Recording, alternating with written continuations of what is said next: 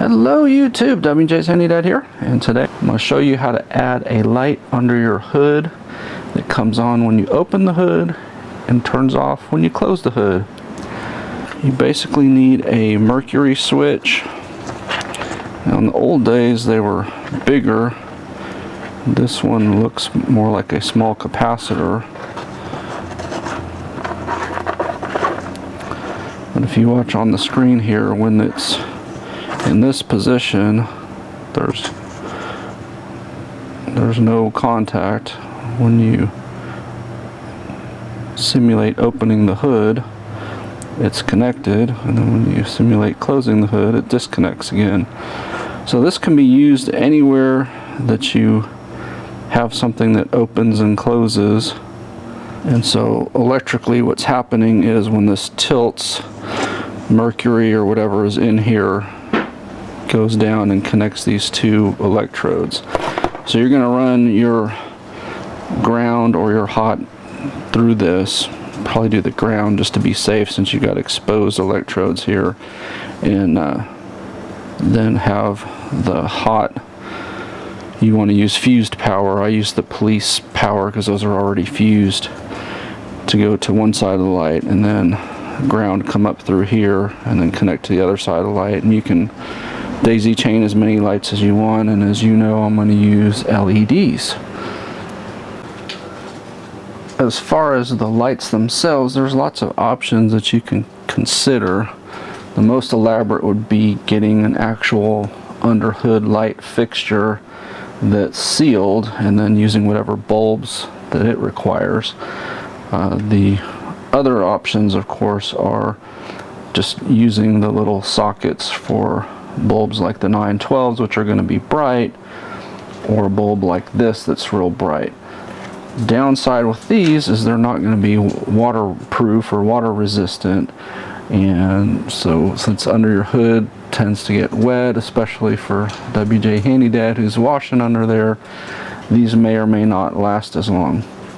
The other options are your water resistant or waterproof or waterproof-ish LED lights. Problem with these, if you've seen in my 2008, these just aren't bright enough to function as a true under hood light. So you can put 5 or 10 of these under there and maybe get, adequate light just to see in an emergency, but you're not going to get good light. So the other option is to go with something like this, which is similar to this, except it's got more of a waterproof coating. And so I'm going to go with this option, being that it's the least expensive and still should provide ample light and also water protection. Basically, what I will typically do is cut these ends off, solder the reds together, and then go to your hot source, solder the grounds together, and go to the motion switch, and then obviously connect the other side of the motion switch to a ground source. And then when the hood's open, these will light up, and when the hood's closed, they will turn off. And I may need to solder in some wire because I don't know at this point until I get under the hood if that's going to be enough spacing for them or if they need to be farther apart or otherwise positioned. And then the last consideration, of course, is your wire routing. You want to plan that out before you start. So for example, for me, I'm going to run to the police power source, so I'm going to go through the firewall down beneath where the passenger feet area is, and then I'll run it up along the hood latch and try to fish it behind so that it's somewhat hidden as best as I can get it. Just to give you kind of an example of what I'm talking about,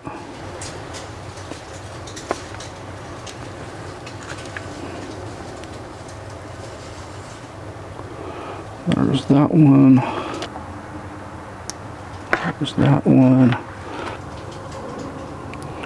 there's that one. Of course, you know how bright those are because you've seen them in past videos, and you also have them in your vehicle most likely. Locations go, You may want your lights somewhere like those two locations, possibly something like that.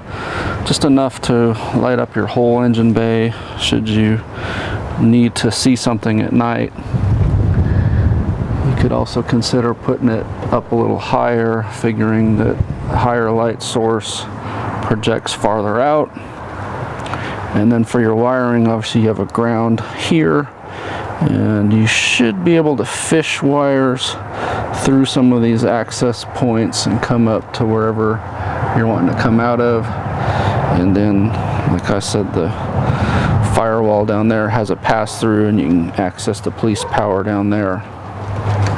Another thought I had was to put the lights on this surface, that way they're actually pointing straight down as opposed to up on here where they're going to be pointing slightly towards you, so maybe a lot less glare to put it up there. And then down beneath there is your pass-through to the passenger compartments. It's a lot easier to find and utilize the pass-through from here because you just pull this down and it's right there. And usually some sort of fish stick or coat hanger or something like that, you can push the wire through there and it'll pop out somewhere down in there, and then you just grab it and run it up to where you need. So I've decided I'm going to put one on there and one on there, and so to measure that, it's approximately 19 inches apart, so I'm going to need to solder in wires to make that happen. And then assuming the power goes to this light and then the other one is just powered from here, I need to measure here, and that's coming up 42, so we'll probably give it a few more inches there just to be safe. So we'll say like 45 for the ground, and then the hot is going to need even more because it's coming from up in here.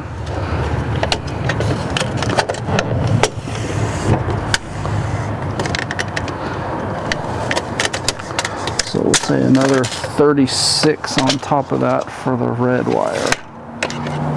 Alright, so I'll start with the light that's going to be on the driver's side, and I'm going to cut this off right there. And we'll strip it enough to solder. So typically I strip more when I'm soldering than I do if I'm crimping.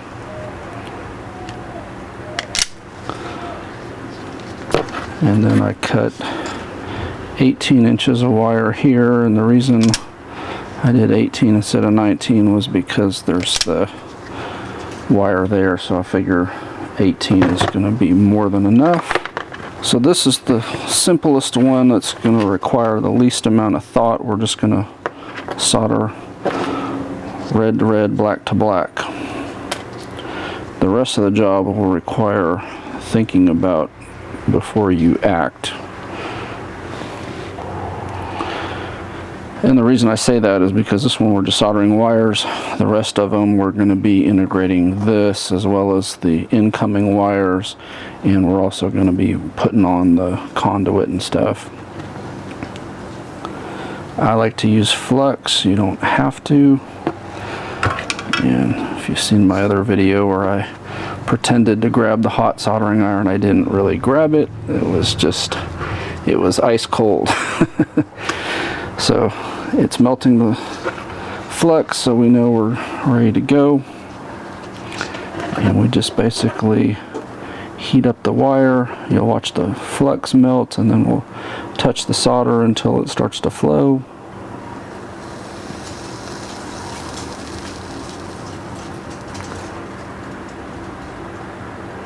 And if your soldering iron is clean, it usually works very well. If it's got a dirty tip on it, then it tends to take forever to warm up.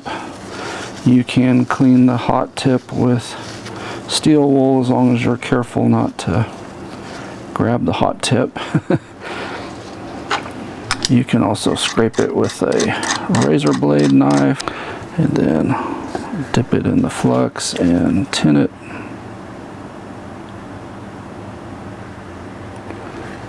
And you see this one's old enough, it's not really wanting to tin.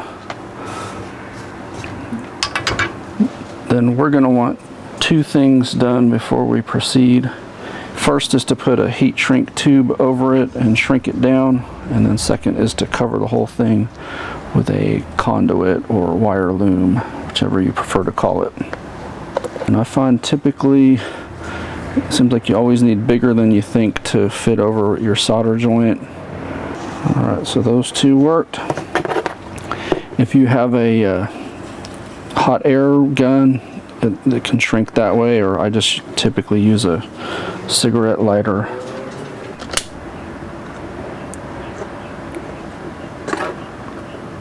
And there's two main types of conduit or loom that you can use. You got this one, which is a flat and braided one, or the old-fashioned plastic ribbed one. I'm actually really liking this. You know, I always went with this before, but this works well. It slides over. You can kind of squeeze, and then it moves like a snake up the wire for you. And then, you know, it doesn't take up a lot of space. So use whichever one you have and prefer. But you may find that you like this style better if you start using it. The disadvantage of this one is you typically have to put this on, you know, before you install stuff. So like this, I'd have to slide over here before I move on. Whereas this one, since it has the split, you can put it on basically when it's in the vehicle. So for this one, I'm going to go ahead and use the old school one, just in case I need to get into it later on.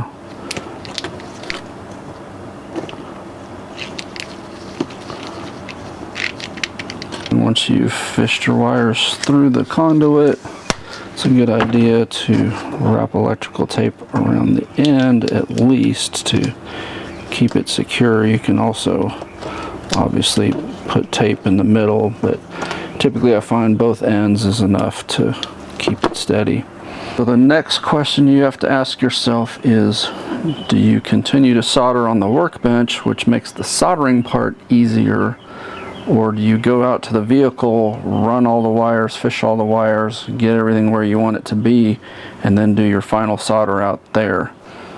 Obviously the disadvantage is sometimes it's a little more difficult to solder in the vehicle. You got considerations, things like the car battery might be in the line of fire of dripping solder or whatever, and sometimes it's not real easy to hold the wires and all that stuff out there. However, the advantage is obviously fishing wires. If you run into any troubles, it's not already soldered, so you're not dealing with that. You can fish one wire at a time. So pros and cons to each. I've done both, and I don't really have a good feel for which is the better way. For this project, I'm probably going to go ahead and fish the wires and then do the final solder on the vehicle. That way I can get a little more precise with the wire lengths and the routing and so forth. But basically what we're going to do from here is we're going to junction in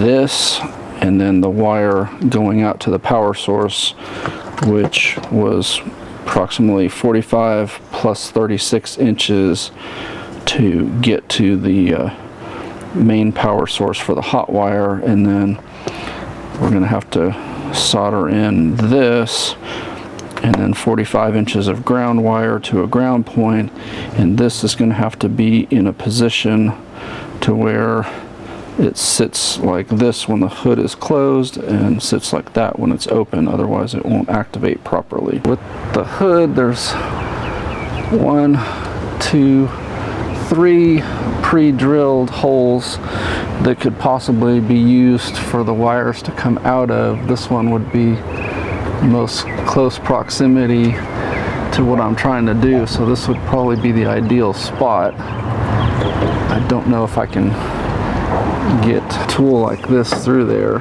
So that's another reason why soldering this on the car may be helpful in this situation. I can take the wire, push it through here, and try to grab it somewhere in here and pull it the rest of the way down. I have a fish stick running here. It goes to the bottom, but I can't really grab it at the bottom. At least with my hands, I may be able to get a plier or something like that in there. So we'll see if I can get this to fish down through there. So one strategy sometimes when you have a real tough fishing job like this is to literally go from hole to hole until you get it where you want it. So right there I caught the red wire, and since I have them taped together,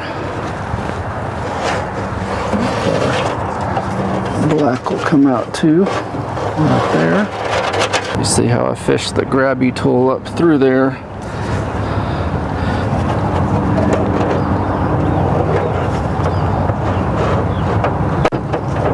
And then on a wing and a prayer sometimes, it may take several attempts to get it to go through.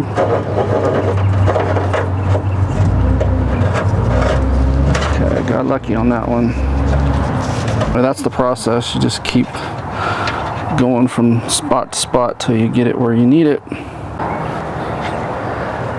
And by some amazing miracle, I was able to get this up through here at the same time I got these wires here. So hopefully this will cooperate on the first try, because that was not easy to do.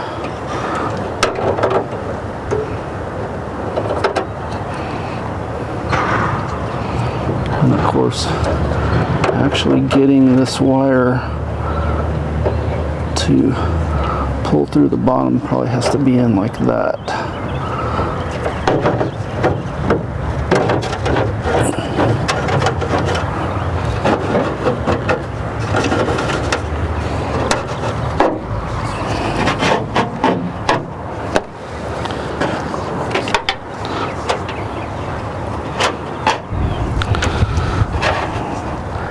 And we've made history. First try, and it went through. I promise you that's not the norm.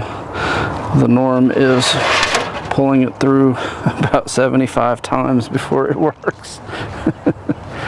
And because those lights stick on, you want to wipe down the mounting location with alcohol so that they'll stick.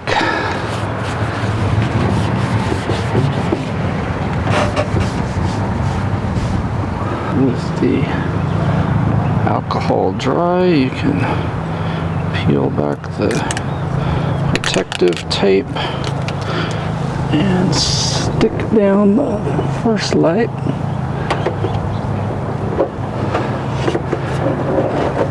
If you're really skilled, you can fish it through the middle of all of their wires.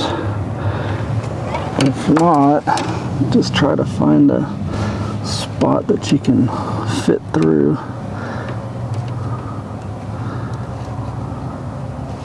And this is where a coat hanger is even better than a fish stick, because it's thinner. Coat hanger should go through no problem.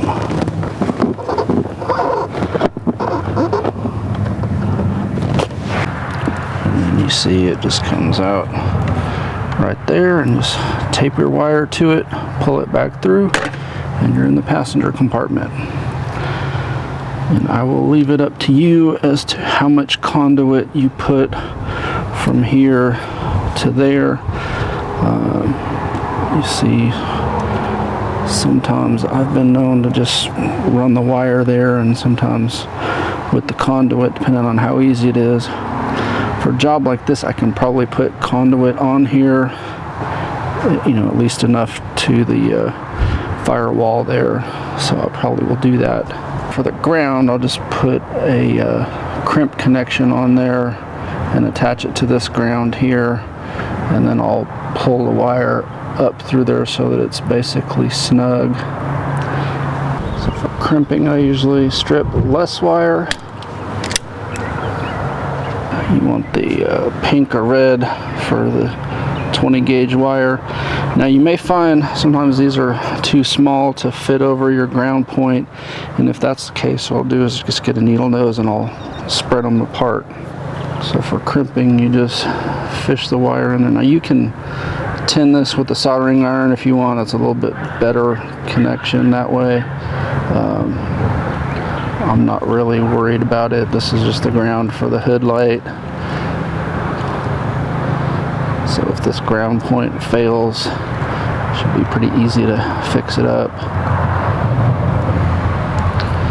If this was going to be something that was going to be a major pain to get to later on, then I'd be more concerned about it. Like I said, I'll just try to screw that under there. It looks like it's about a 7 or 8 millimeter bolt there. And this is a factory ground point, so it should be a solid ground. It is an 8 millimeter. Forced it onto there now.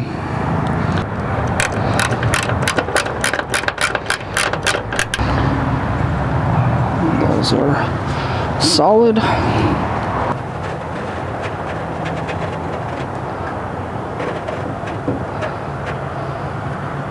One other thing you want to make sure is that you put a grommet anytime you're going through sharp metal like that, just to keep the wires from getting cut on that metal. And I went ahead and used this conduit again so that I can open it up and try to clamp it around that other exposed red wire that's down there. So now I'll tape that to the hanger and pull it through to the passenger side. And of course, when I'm doing that, I need to make sure that I route this so that it doesn't get hung up on something. With any luck, pulling this through, it won't come off of the tape, which is probably the #1 problem you have when you're taping wires and trying to pull them. And look at that. I need to go buy a lottery ticket. Everything's working on this project today. Here is where the planning has to be more thorough so you don't mess up. So I have to connect that, and that needs to junction with that and also with this one. And so you have to decide. Probably what I'll do is run those two together and then bring this one in and put the heat shrink tube on here and then slide it over. But once that connection's made, that's not going anywhere, so I gotta have the heat shrink on there before I get started. And I also need to put a grommet on there to keep those from getting cut. I put a big piece of cardboard down to catch any drips that come off while I'm soldering. So like I said, the first one I'm going to do is the hot wires. Alright, I've twisted these two together. I've got the heat shrink tube tucked up under there so that I can slide it down and shrink it when this is done. Put a dab of flux.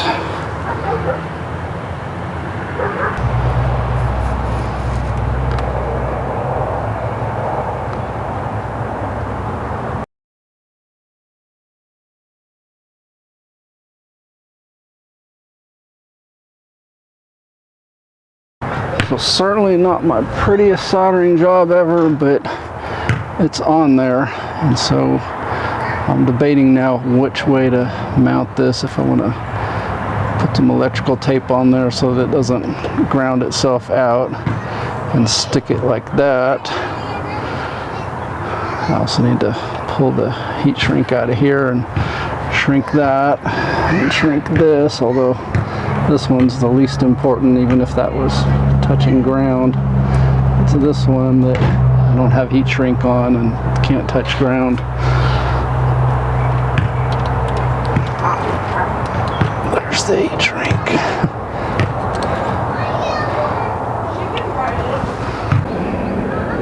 I just touched the wire together, and that is showing to be on now. We'll see how steep it has to go before it goes off.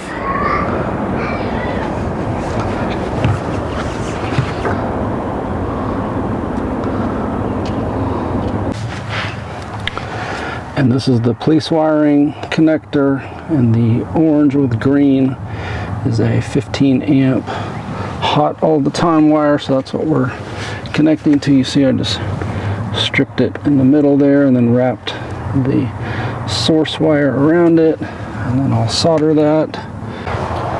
Now there are several options for holding this stuff up. I am doing the least holy method. No holes drilled. I've just basically used some silicone, it's called E6000, to glue that and glue that. If you want more secure, obviously you can drill holes, run zip ties, or whatever you want to do. I'm gonna see if this will hold up. And then the other thing is obviously making sure that where it's at, that it shuts off. So you see it's on right now. So you see it's on when it's up, and then when we start closing it, it shuts off right about there. So still fairly open, but that's a good sign, because you don't want it to be staying on all the time, or you'll run your battery down.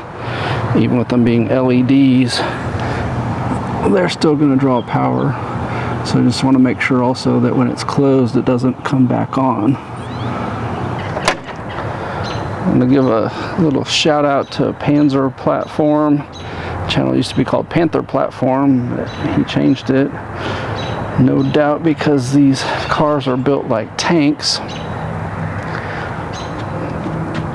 But I moved my trunk lights to the sides, and what a difference compared to having them up on the lid up there, as far as lighting up the inside of the trunk anyway.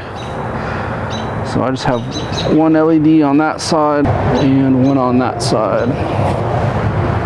And then you still have the factory trunk light up under there, but it's almost worthless. And here's our under hood.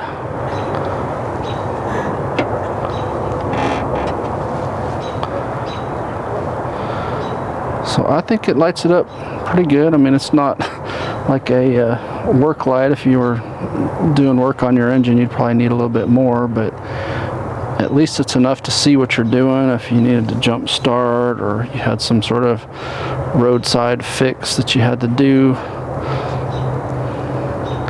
So I'm happy with this. The weak link here is just the appearance up under there, that just being glued on. Probably 20/20 hindsight, if I had to do this again, I might have run all these wires behind here and had it come out at that hole there, so you didn't see them. And that's something I could still do. I just have to cut and resolder and fish. And fishing in that little tiny hole is, you know, that'd be troublesome to get it. Although, as lucky as I was today, maybe it would have fished right through the first try. But anyway, and then the other thing, I should have been more cognizant of where this wire was. I should have had that underneath the little sensor there, but not sensor, but the switch, the mercury switch. But anyway, it is lighting up under the hood very well, so definitely better than any factory lights I've ever seen. So I hope the video was helpful. Appreciate a thumbs up, subscribe if you're not already subscribed, and please tell your friends about my channel. Thank you very much.